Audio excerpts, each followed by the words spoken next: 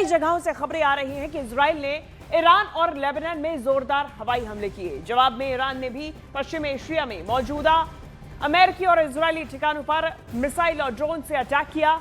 युद्ध शुरू होने के बाद से ईरान में लगभग 1300 से ज्यादा लोग मारे जा चुके हैं। लेबनान में 70 से ज्यादा लोगों की मौत हुई है। ये जानकारी सामने आई और ये 12 तस्वीरें आप देखिए। महायुद्ध का ये 10वां दिन है। 10वें दिन में एक तरीके से 10वें चरण पर पहुंचते हुए हर दिन एक नई तबाही की तस्वीर सामने आ रही है। और ये जो मंजर है तबाही का, ये मिडिल ईस्ट का है, पश्चिम एशिया का है, इराक का है, ईरान का है, इजराइल का है, लेबनान का है। और ये तस्वीरें सामने आ रही है जहां अलग अलग इलाकों में ये तबाही की तस्वीरें सामने आ रही हैं। तो देखिए, तल अवीव में भारी तबाही हुई है। ईरान के हमलों में भारी तबाही का मंजर देखा गया, जहां ईरान के इजराइल पर हमले और भी तेज हो चले हैं। ईरान की तरफ से लगातार इजराइल पर अटैक किया जा रहा है और इजराइल को बख्शा नहीं जा रहा है। खासतौर पे सरकारी मंत्रालयों को, इंफ्रास्ट्रक्चर पर लगातार ईरान के हमले देखे जा रहे हैं। और इसी बीच एक बड़ी जानकारी सामने आई कि हमले और भी ज्यादा तेज कर दिए गए हैं। ईरान के पास में कई मिसाइलें हैं जिसका इस्तेमाल वो इस जंग में कर रहा है और पीछे हटने का नाम नहीं ले रहा है। ईरान का रुख साफ है कि वो डटकर लड़ेगा, खुलकर जवाब देगा, चाहे इजराइल हो, चाहे अमेरिका या फिर इनका साथ देने वाले कोई भी यूरोपीय देश या फिर सऊदी अरब देश, उन सभी को मुंह तोड़ जवाब दिया जाएगा। ईरान की तरफ से ये रुख साफ और स्पष्ट किया गया।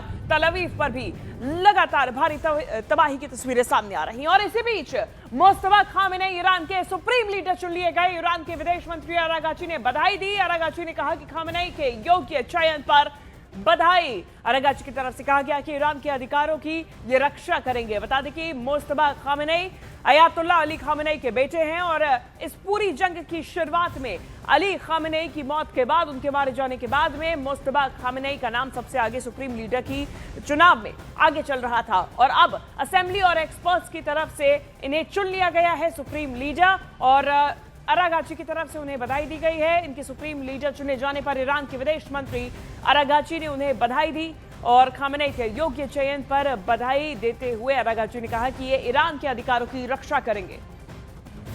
तो ईरान के ऑयल डिपो पर भी हमला लगातार जारी है। इजरायली हमले की भयानक तस्वीर सामने आई, जहां लाइव रिपोर्टिंग के दौरान हमला हुआ, ये जानकारी सामने आई।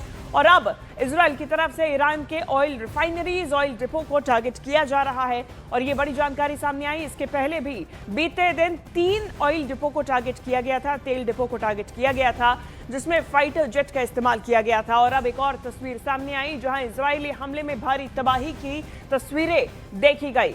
ईरान के ऑयल डिपो पर हमला किया गया। इजरायली हमले की यह भयानक तस्वीर जहां लाइव रिपोर्टिंग के दौरान हमला हुआ। و برای مشکلی در سوخت‌رسانی پیش نمیاد، ولی اینجا نظامی نیست و اینجا متعلق به همه ماست. برای بنزینه و برای ماشین‌ها و ماشین‌های آتش‌نشانی و ماشین‌های امدادی است. همه ما انشالله که دست به دست هم بدیم این بحران رو سپری کنیم. فقط به رسانه‌های بیگانه مردم توجه نکنید. این که میگه من نظامی میزنم، اینجا نظامی نیست مردم. اینجا نظامی نیست. اینجا یه زیرساخت شهریه واسه شهر تهرانه که مورد هدف قرار گرفته. مشکلی در سوخت‌رسانی پیش نمیاد، ولی اینجا نظامی نیست. तो इजराइल की तरफ से लगातार ईरान की रीढ़ की हड्डी तोड़ने की कोशिश की जा रही है और इसी के चलते ईरान के मिलिट्री बेसेस, ऑयल डिपो को टारगेट किया जा रहा है, जहां तबाही का मंजर और भी ज्यादा भयावह हो जाता है। ईरान के ऑयल डिपो को एक बार फिर टारगेट किया गया। इसके पहले बीते दिन ईरान के 3 ऑयल डिपो में आग लगाई गई थी और इसमें फाइटर जेट का इस्तेमाल किया गया था। देखिए, महायुद्ध से वैश्विक ऊर्जा का संकट भी अब गहरा गया है। ऐसा हम इसलिए कह रहे हैं क्योंकि देखिए, युद्ध के बीच में कच्चे तेल की कीमतों में भारी उछाल देखा गया। कच्चे तेल की कीमतों में 30% का उछाल देखा गया। अंतर्राष्ट्रीय बाजार में कच्चे तेल के दाम $100 प्रति बैरल के पार पहुंच चुके हैं। वहीं 30 महीनों के सबसे उच्चतम स्तर पर यह कीमत पहुंची हुई है और ऐसे में अब वैश्विक ऊर्जा संकट गहरा गया है। युद्ध के बीच में कच्चे तेल की कीमतों में भारी उछाल है और देखिए, स्ट्रेट ऑफ हॉर्मुज बंद होने के बाद में यह सबसे पहला चिंता का विषय था जो कि सामने आया था, क्योंकि कच्चे तेल के जो आयात निर्यात है वो स्ट्रेट ऑफ हॉर्मुज के थ्रू ही होता है। ये वही रूट है जहां से आयात निर्यात कच्चे तेल का होता है। कई ऐसी शिप्स भी हैं जो इस बीच इस रास्ते को अपनाने से अब रुक गई थी और अब इस महायुद्ध की वजह से ये और भी ज्यादा संकट गहराता हुआ नजर आ रहा है। इस बीच चूंकि सप्लाई कम हो चुकी है तो कच्चे तेल की अब कीमतों में उछाल देखा जा रहा है। कच्चे तेल की कीमतों में 30% का उछाल देखा गया और खास तौर से चूंकि जो देश इनका निर्यात करते हैं वो इस महायुद्ध में बिजी हैं, महायुद्ध में फंसे हुए हैं और इसी बीच कच्चे तेल की सप्लाई ठप हो गई है। अब कच्चे तेल की कीमतों में बढ़ोतरी की असली वजह आप समझिए। देखिए, असली वजह आपको समझाते हैं कि आखिर कच्चे तेल की कीमतें अचानक से क्यों बढ़ गई हैं। दाम बढ़ने की वजह सबसे पहले है हॉर्मुज स्ट्रेट का बंद होना। स्ट्रेट ऑफ हॉर्मुज बंद हुआ और इस वजह से कच्चे तेल की कीमतें बढ़ी है।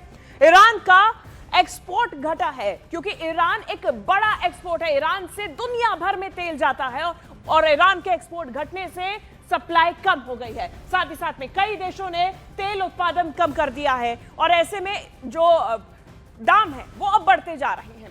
दूसरी तरफ शिपिंग कॉस्ट में इजाफा हुआ है। शिपिंग कॉस्ट वो होता है तेल को एक जगह से दूसरी जगह तक ले जाना, और चूंकि अब शिपिंग में दिक्कतें आ रही हैं, इस तेल को एक जगह से दूसरी जगह पहुंचाने में दिक्कत आ रही है और इसीलिए दाम बढ़ गए हैं। तो चलिए अब आपको बताते हैं कि हॉर्मुज स्ट्रैट क्या है, जिसके बारे में बार बार जिक्र किया जा रहा है। देखिए, हॉर्मुज स्ट्रैट एक सकरा जल मार्ग है और उस जल मार्ग की हम बात कर रहे हैं जो कि इस्तेमाल किया जाता है। फारस की खाड़ी का है ये मार्ग, ओमान की खाड़ी से और आगे अरब सागर से ये इसे जोड़ता है।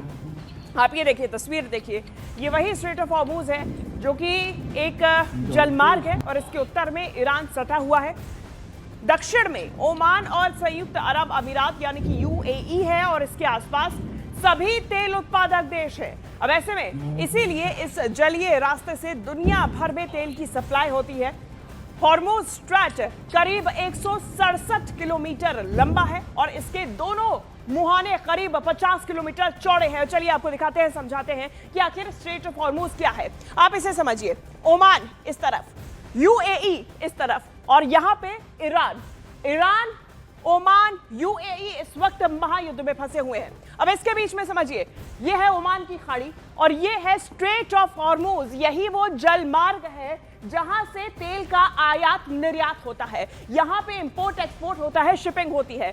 दुनिया में तेल की सप्लाई का ये बेहद अहम रूट है क्योंकि इसके आसपास ये जो पूरा एरिया है, यहां पे सबसे ज्यादा तेल का उत्पादन होता है, चाहे यूएई हो, ओमान हो या फिर ईरान ही क्यों ना हो, जो इस वक्त जंग में सबसे अहम भूमिका निभा रहा है। और यहां से ये स्ट्रेट ऑफ हॉर्मुज है जहां से आप देखिए शिपिंग होती है, शिपिंग कैरिंग होती है और साथ ही साथ में तेल जो है वो दुनिया भर में पहुंचता है। ये जो तस्वीरें आपके सामने हैं, ये वो मैप है। कतर भी यहीं पर है। देखिए, हॉर्मुज स्ट्रैट भी भारत के लिए काफी अहम है क्योंकि भारत की जरूरत का करीब 50% कच्चा तेल इसी रास्ते से, ये जो रास्ता आप देख रहे हैं, इसी रास्ते से आयात होता है। आंकड़ों की अगर माने तो, अगर आंकड़ों को देखें तो भारत अपनी जरूरत का करीब कच्चे तेल का अगर निर्यात की बात करें तो 88% कच्चा तेल और लगभग हॉर्मुज के रास्ते से 50% यहीं से होता है आयात, यहीं से आता है, इसी रास्ते से। अब ऐसे में भारत में रोजमर्रा 25 से 27 लाख बैरल तेल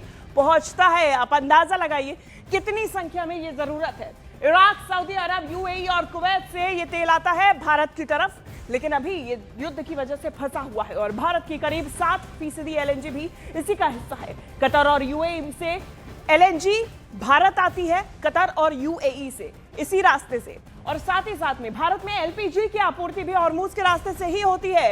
एलएनजी, तेल, एलपीजी, आप समझिए कितना महत्वपूर्ण है ये। साथ ही साथ में ये स्ट्रेट ऑफ हॉर्मुज आपको हम बार बार दिखा रहे हैं। तो चलिए अब आपको बताते हैं कि कौन कौन से देश हॉर्मुज स्ट्रैट से कितना तेल भेजते हैं और कौन कौन से देश वो तेल को खरीदते हैं। समझिए, ये तेल खरीदने वाले देश है, लेकिन पहले देखिए कि तेल भेजने वाले देश कौन से हैं और कितना वो जंग में इस वक्त बिजी हैं या फिर जंग में फंसे हुए हैं।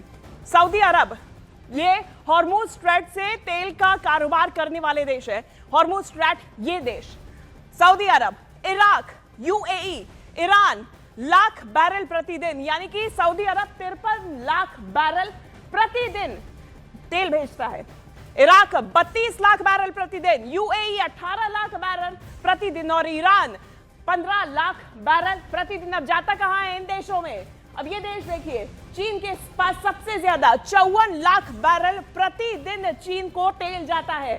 भारत को 21 लाख बैरल प्रतिदिन तेल जाता है। दक्षिण कोरिया को 17 लाख बैरल प्रतिदिन और जापान को 16 लाख बैरल प्रतिदिन तेल जाता है। यानी कि इसी स्ट्रेट ऑफ हॉर्मुज से यहां से तेल जाता है और यहां पर पहुंचता है। और भी देश हैं, देखिए दूसरे एशियाई देश में भी 20 लाख बैरल प्रतिदिन यूरोप में 5 लाख, अमेरिका में 4 लाख, अन्य देशों को भी 6 लाख भेजे जाते हैं। अन्य कुवैत, कतर, अन्य ये सारे सऊदी अरब देश हैं जो कि इस वक्त इस महायुद्ध में फंसे हुए हैं।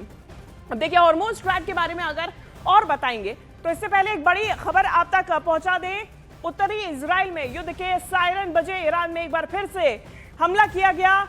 मुस्तफा के सुप्रीम लीडर बनने के बाद ये हमले और भी ज्यादा तेज हो गए हैं। लाइव रिपोर्टिंग के दौरान ये हमला किया गया, जानकारी सामने आ रही है, जहां ईरान के ऑयल डिपो पर हमला किया गया। ये तस्वीरें सामने आई। उत्तरी इजराइल में युद्ध के सायरन सुनाई दिए और ईरान की तरफ से हमले अब तेज कर दिए गए हैं। और ईरान के पास एक नया सुप्रीम लीडर है। ईरान और भी ज्यादा मजबूती से और भी ज्यादा घातक होकर इजराइल पर हमला कर रहा है। זה הטיל המתפצל, חברים. יואו! זה הטיל המתפצל. זה הטיל המתפצל, חברים. יואו! זה הטיל המתפצל. זה הטיל המתפצל, חברים.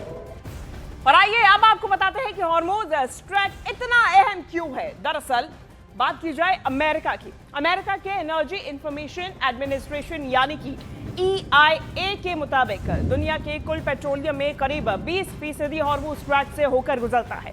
हर दिन लगभग 1.78 करोड़ बैरल से 2.08 करोड़ बैरल कच्चा तेल और ईंधन इसी रूट से जाता है। बताया जाता है कि ईरान खुद रोजाना 17 लाख बैरल पेट्रोलियम इस रूट से निर्यात करता है। ईरान के अलावा दूसरे गल्फ देश जैसे कि इराक, कुवैत, सऊदी अरब और UAE भी इसी रास्ते से अपना ज्यादातर तेल निर्यात करते हैं और इसमें से ज्यादातर निर्यात एशियाई देशों को होता है। 2022 में हॉर्मोज से गुजरने वाले कुल तेल का 82% एशियाई देशों में गया था। अभी आपने आंकड़े भी देखे, सबसे ज्यादा चीन को, उसके बाद भारत को, यानी कि सेकेंड कंजम्पशन भारत का इस पूरे विश्व में सबसे ज्यादा इन तेल का।